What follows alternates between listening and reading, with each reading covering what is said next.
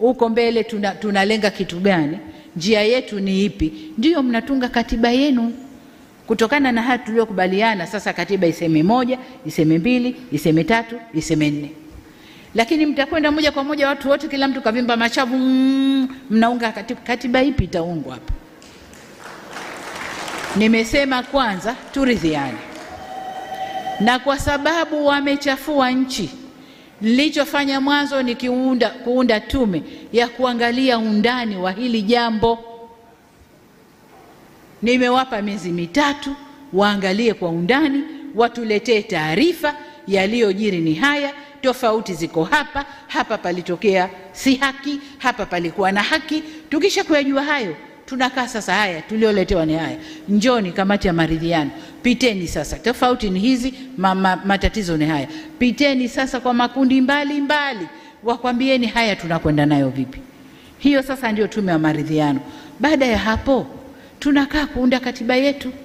Hakuna aliyekataa. Leo wanasema wameingia njiani, wameharibu nchi, wanadai katiba. Katiba iko wapi? Inaning'inia wapi? Tuipachue tuwape.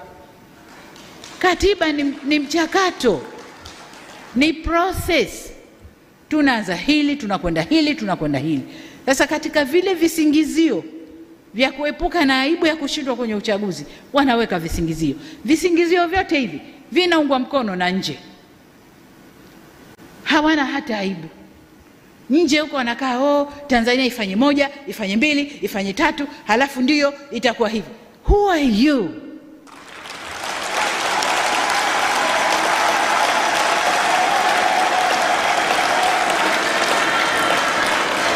Niwaulize ndugu zangu, niwaulize, kwao hayatokei? Kwao hayatokei? Tumenyanyua sauti sisi kusema ya kwao? Wanadhania bado wao ni masters wetu, ni wakoloni kwetu. Kitu gani? Ni fedha chache wanayotugaia. Ni fedha chache wanayotugaia. Na fedha yenyewe sasa hivi haipo. Tunafanya biashara, wao wapate na sisi tupate. Ndipo tunaposimamia. Nataka niwaambie,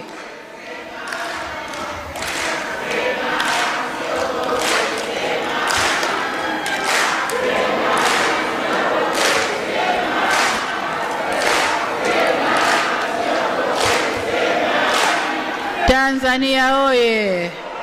Haya, tukae ndugu zangu.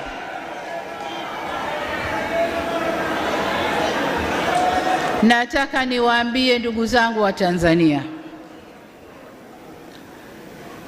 kawaida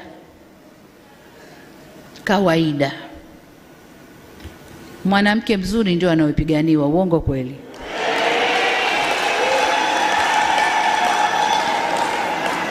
Utakuta watu wanafokeana, wanapigana, wana nini, ukicheki majana dume 2 matatu yanapigana, katikati kuna mwanamke mzuri. Sasa nchi yetu hii, alhamdulillah, Mungu katuumba vizuri. Katuumba vizuri sana. Katuweka pahali pazuri sana. Kama ninavyowaambia, Tanzania ni lango la kuingia Afrika. Tanzania inaweza ikatumika vizuri sana kibiashara. Inaweza ikatumika vizuri sana kisiasa za dunia. Inaweza ikatumika. Tatizo ni siasa tulionayo. Siasa ya kutofungamana kwa upande wowote. Kwa hiyo wengine wanakuja mlango huu, kweni na sisi, wengine wanakuja huu. Lakini pia mali Mungu alizotuumba nazo, madini. Tanzania sisi tuna bahari, ambayo kwa kupitia bahari unaweza kwenda kokote ulimwenguni. Tanzania tuna maziwa makubwa, ambao kwa kutumia hayo unaweza kufanya biashara yoyote na nchi jirani hapa, na ukasafirisha vyovyote vile kwenda nchi jirani. Tanzania tuna ardhi nzuri ya kilimo, na ndio maana tunajitosheleza kwa chakula kwa 128%. Tunakula na tunauza. Kubwa zaidi, serikali tumejua kwamba kilimo ndio kila kitu chetu. Kwa tunatoa ruzuku kwa wakulima wazalishe zaidi mazao ya chakula na ya biashara. Tanzania sisi tuna hayo madini ambao sasa kuna madini yanaitwa madini adimu duniani. Ndio dunia yote imetoa macho hapo.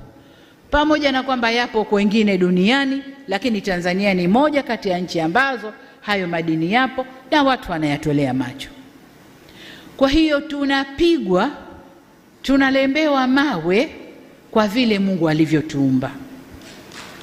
Sasa nataka niwaambie, maumbile yetu na utajiri wetu isiwe lana tukauana sisi kwa kuchawishiwa na wanaotolea macho nchi yetu. Hapana. Mjenga nchi ni mwananchi. Huu ni wakati wa Watanzania kushikana, ndugu zangu, na kujua kwamba yaliyoumbwa na Mungu hapa kwetu ni yetu, ni yetu. Na haya Mungu alitupa makusudi kuinyanyua nchi yetu, kuinyanyua nchi yetu. Nyuma hatukuwa tunapigwa mawe sana, tuko tunahesabika tu ni nchi maskini inayoendelea polepole na nini, lakini tulivyofungua utajiri, tukatumia rasilimali zetu kwa utalii, tukatumia madini yetu kibiashara, tukatumia bahari yetu na maziwa yetu kujenga uchumi wetu, hili sasa ndilo linaloumiza watu huko ulimwenguni. Kwa hiyo